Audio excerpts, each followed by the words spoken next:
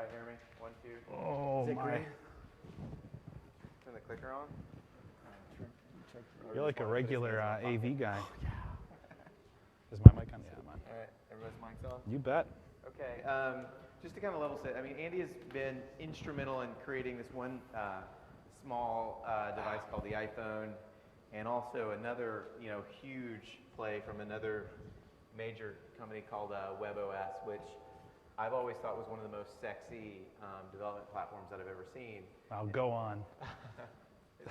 And so a big part of like what I wanted to kind of get out from this and to get Robert's feedback on this is what made the iPhone work and what made Palm and WebOS not.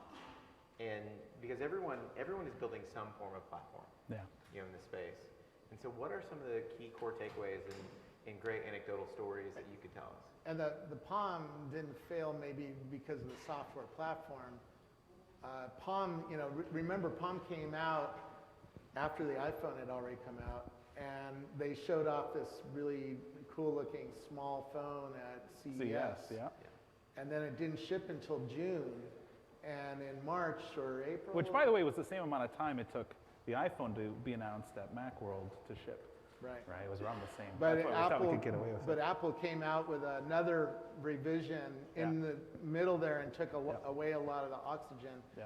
But also, I think Palm made a fundamental philosophical decision that doomed them, and they went to a smaller screen, not a bigger one. If they had gone to a bigger one, I think we might be in a different world today. But what do you think about that? I can tell you all sorts of stuff about that. So, I might be a little loud. No, keep talking. Keep talking. So a couple things around iOS. iOS became successful. I think ultimately where we grew the platform, they grew. I had already left. I left the day, a few months after we shipped the first phone. But it was interesting because we never really intended to make an SDK a developer story. In fact, Steve was fairly adamant in the early days. The number one job of the iPhone was to make phone calls. And he didn't want some knucklehead developer getting in there, writing a piece of software that would take down that number one job. And so he never wanted to have. And so then we kind of limped in. They limped in with a web SDK. Remember that? It was, you could write web apps. They're kind of like apps. You got a little tile, which was really a URL link on there. But once Apple finally went to a native SDK, that's when we started to see the phone doing what it does today. And now, when was the last time, funny enough, when was the last time you actually made a phone call on your phone? I'm Well, mostly this morning just to tell screwing Redg I around was and- running late. Yeah, but really, it's like, I hate talking on the phone. But you know what, I'll secret all day long. Well, no, I won't. I'll Twitter, whatever. But I think there's, so I think Apple grew into that success by having and creating that ecosystem and that environment. When we set out to build WebOS, it was a similar kind of a thing, except we wanted to embrace developers from day zero. Yeah. And when I was at Apple, I wrote this thing called Dashboard. Now, if you're Mac people, Dashboard are these little widgets that kind of fly in, and it shows you like your calendar or whatever. WebOS was Dashboard widgets grown up into a whole mobile operating system.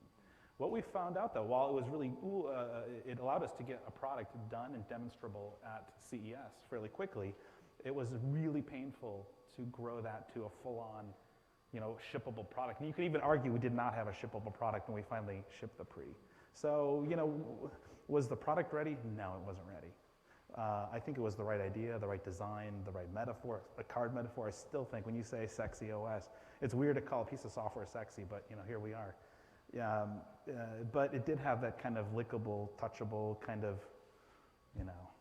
look and feel. Was it successful? I think it could have been successful had we gotten a few things right. Maybe the screen size was an important element, but for us it was really important, just like the iPhone screen size is important, to be drivable with your thumb all the way across, that whole edge to edge. And with WebOS, we called it the mustache, right? So when you kind of do a swipe drag, we had a little bar of icons at the bottom, but when you drive it up with your thumb, the mustache kind of warped around your thumb, right? So the idea was you never had to have two fingers. You could launch just like that. That was the whole point. And Samsung proved that absolutely wrong, because they come out with these big Note 3. And people love it's almost entertaining to see somebody remember that meme a while ago, the side talkers, right, with these gigantic phones. That's what we have today. Yeah. But people seem to want that. Now, we did make a WebOS phone. We called it Broadway, was its code name. And this was a phone that was so tiny. When I introduced it to the engineering team, we had just built our first prototypes. We had one of those little Elmo projector kind of things, and the team was seeing it for the first time. We just had models before. This is our first time we actually had a thing. And I put it in my wallet. And I took all the other crap out of my wallet, and the phone fit in a folded wallet.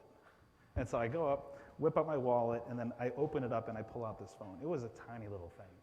I really liked it. A lot of people didn't like it because we still retained that physical keyboard, so it was kind of hard to type on. But I like that form factor. So I think part of the feedback that we can kind of pull away or take away from this is like there needs to be this significant coordination between the marketing, between an empathetic understanding of the end users Yep. and the end user base, because in general, like you can't just do one chicken or one egg. You've got to pull the whole chicken and egg together. Yep. And coordinating across teams when you're not in a relatively unified state. So Yep. for like the young CEOs there, I mean, Yep. who should drive that? Should it be marketing or should it be But product? the iPhone succeeded not because it had a platform. It succeeded because it was a really usable phone and a really usable web browser, Yeah. which my Nokia phones back then really sucked at being usable, Yeah. right? Well, when we first introduced the first phone at the Moscone Center in 2007, I don't know if you guys remember the announcement, but Steve introduces this thing, and he shows a slide of a big iPod, and with a click wheel interface, and everyone laughed at it because that's just the dumbest thing you've ever heard. And we'd actually built a bunch of those. We built like 100, and in fact, I filed one of the first patents of texting around a wheel. And it was as painful as it sounds, right? But at the time, remember we had T9. Yeah. Remember that, which is like hit the 4 like 3 times and then 6, and it was just a really awful experience. But now when you compare it to what Apple did, like that's what that really gorgeous experience. But now, if you look back at the original feature set and app set of that first phone, it just feels diminutive. I mean, there's nothing to it. It's almost laughable. But that's how much our expectations. I remember being at the first iPhone developer conference, and I think there was one Apple employee there, so Apple really didn't believe it. She wasn't even allowed to tell anybody she worked for Apple, and I don't think she was on the iPhone team. I think she was just there because she was interested in the emerging thing. And there was no store, there was no SDK, there was nothing for developers. Apple didn't give a shit about having apps on this thing, Right. did they? No. In fact, we really went out of our way to not allow that. It just didn't mean anything. It didn't add any value. So I'm not sure that a platform drives product sales, is where I'm going. Yeah. The product has to survive on its own as something that has value, and then a platform can evolve out of it, which is absolutely what happened. To be honest, I feel bad for anybody creating a new platform today. I'm making a platform, but when I look at Tizen or Mozilla's mobile operating system, they've got the exact same problem that we had. But now our expectations are to such an elevated level that it's really difficult, I think, for them to come right out of the gate. Because you have to, and Windows Mobile's already shown that to us, right? I mean, who's developing for Windows Mobile now? I mean, they have to bribe them with cash to get an app developed. So I mean, that's what they do, right? Well, yeah, and what happens, just so you guys know, because I was on the development side, by the way, like our app Scout was actually featured in WebOS.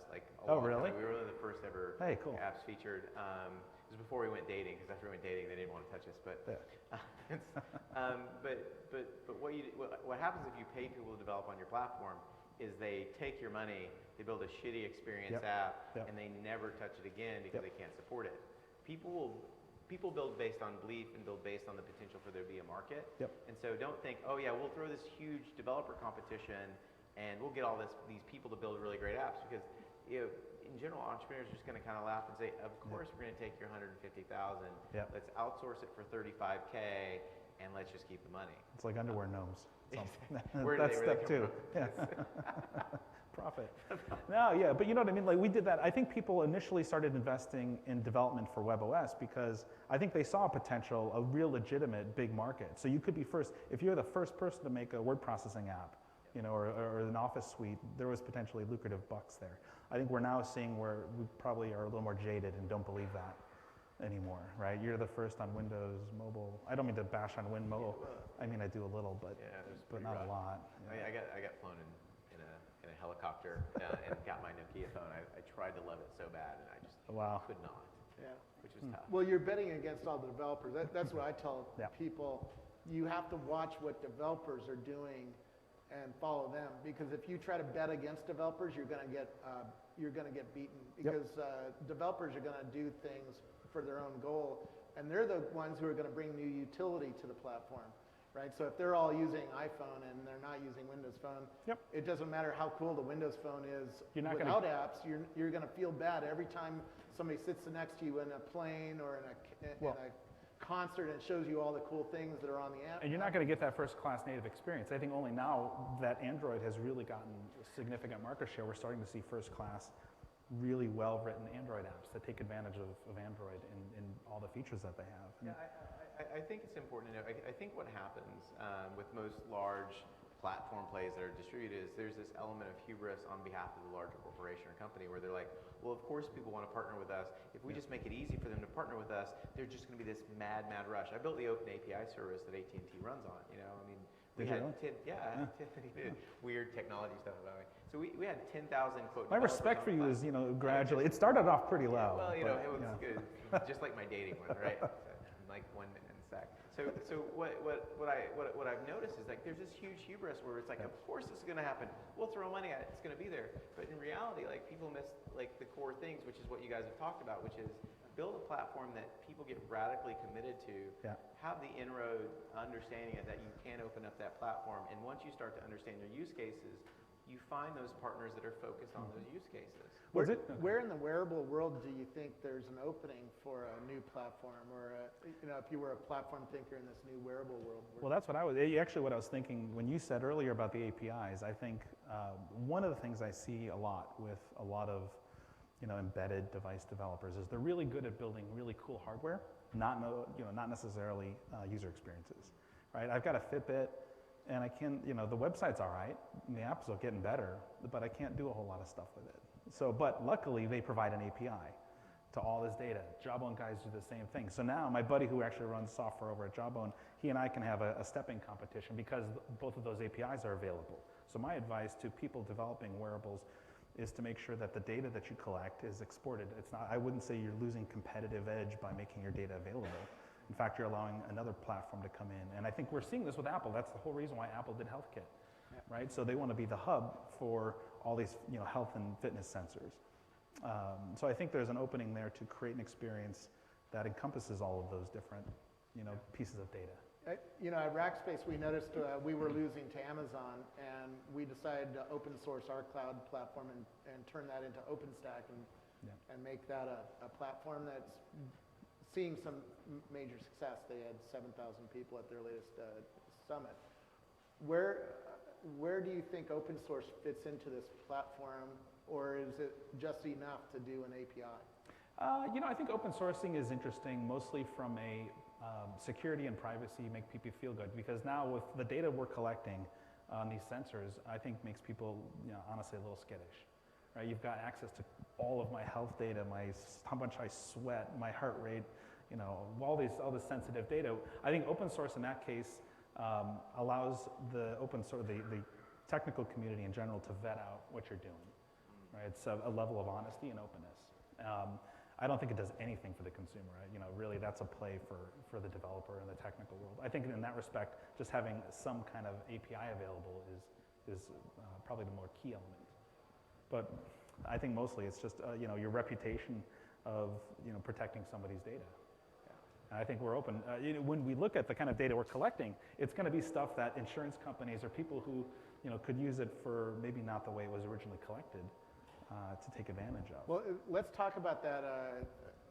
The Basis watch has a heart rate sensor, has perspiration sensor, has a clock, has accelerometer. That thing knows when I'm having sex, right?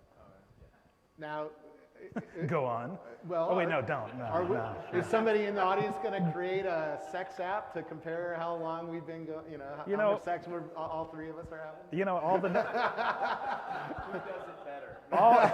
all the numbers are equally disappointing. So. 3.5 minute average over the course Whoa, of a whoa, month whoa! and a half. Hey, this isn't the Olympics, my friend. 3.5 minutes, Jesus. But at Apple, you said no porn on the platform, right? Yeah, we did. No and sex, no porn. There was that was a very strong position that we took at Apple. At Palm, funny enough, we actually took the opposite position for one day in one app. So we actually worked out. We thought one way that we could differentiate was by allowing adult content into our app store. So I worked with a site called videobox.com, and they made an app for us. I remember the whole thing. And it was available for exactly 24 hours before it was the #1 downloaded app across all the other apps in 24 hours, and we got scared and we pulled it. So I think there's some reluctance to. You pulled out. So The jokes write themselves. But this shows the kind of decisions that a platform vendor has to make, What it philosophical decisions. Right? And what it shows, honestly, is there's an appetite for. When we were building WebOS, I had to get special approval from HR and legal to allow our engineers to look at adult content, because guess what? People look at more than CNN.com on their phones. And so when you have the adult guys were driving the technology in a way that nobody else was. And so we'd actually get crashes. So how do you handle like a guy who's got a debug hustler doing something on there that's bringing down the whole operating system in our case? Oh, wow. Yeah, and so they're thorny issues, but they can be addressed. You just have to be sensitive to how you approach it. But I still think there's an opportunity there. To continue down the sexy angle, how did we get here? Because it's in the freaking title of this panel. Oh, wait, okay. You're building a new platform that needs to work on multiple, display information on multiple devices, Android, iPhone, tablet, watches, maybe TVs. Google Glass, TVs. Mm-hmm. How do you decide what kind of work priority you're going to prioritize underneath? Because that sounds like a lot of dredge code for not a lot of real, not a lot of sex on the front. The way we approached it was we concentrated on the sex, the visual appearance. What are those patterns that look really nice? It's not literally sex. It's here's a photo album that looks really nice and has a really clean user experience, not only on the phone, on a tablet, on a TV, Android, iOS. We've blurred and eliminated that line. The drudge code you're talking about is how do you expose all of these different services, Instagram, Facebook, Snapchat, Secret, all this other shit that we don't even see coming. Well, I think what you do is you open up an SDK and you make it open source, and so you allow people to create all of the drudge code. I think if you're making a platform for wearables, you have to, I don't see any other approach to scale, right? As a startup, I don't have all that, a lot of resources, so I got to focus on what do I do best. In this case, we're all Apple guys. We focused on creating really gorgeous experiences. We're going to let other people focus on, creating the data sources inside of that. And so when I look at, the problem that people in this room are likely going to face at some point is how do you scale and how do you do what you focus, your focus should be on what you do best. And if it happens to be a really novel way of combining different types of data, different outputs of data, focus on that and let somebody else do the other work. It's a hard problem to solve. Even focusing on the watches, this new Samsung watch has a long rectangular screen, the Google watch has a circular screen, the Pebble watch has a thinner rectangular screen. How is this industry going to make it easy for developers to build for all of these different watches? They're not. Okay. They're not. In fact, and that's where we go back to the API, because the watch is still collecting the data, but you can move it onto a device that maybe makes more sense, right? Or something you've got more control over. And that's where I think, I'm really kind of curious to see, how the Pebble SDK handles, lots of different apps, especially if they decide to change different screen sizes and things like that. You can do some amount of that with, a certain amount of flexibility. I'm just curious to see how that'll play. How is software changing in today's world? Today we have to worry about battery life. We worry about being asynchronous with a lot of different data coming at us. Yeah. You know, we're carrying around our devices now. You know, when you learned to code, you were sitting probably in front of a Mac or a Sunbox. A Commodore 64. The Commodore 64, which didn't need to have all this input coming in from all over the place, right? Yeah, yeah. And I think, what was your question, actually? I was so fixated on the Commodore 64. Where's the future of software and how maybe Apple's new Swift language, how is that informing where you think the world of developers are going? I think I think one of the biggest parts is if you look over time, you know, back to the Commodore 64, the way you had you did software was BASIC, which was really just typing in a bunch of numbers. They had Compute Magazine of just pages of just numbers you type in, which was miserable. We have different languages that have evolved over time, right? Assembly language, which was another step up, and then we got C and C++, and JavaScript was kind of that next layer. But I think it's giving the developer the appropriate building blocks to start building from. You don't want to start building a new visual system with writing a button, right? That's just the most grunt work that you could ever do. You want to start with maybe pre-composed scenes, much bigger, more elaborate, and I think Swift allows Apple developers to move up kind of the evolutionary food chain and start to work with much more meaningful building blocks. We're out of time. Thank you so much thank for you. sharing your time with the community. Yeah, no worries. Robert, always great to have you on stage with me, brother. I Thanks. appreciate it. Thank you, audience, Thank you. very much. Thanks.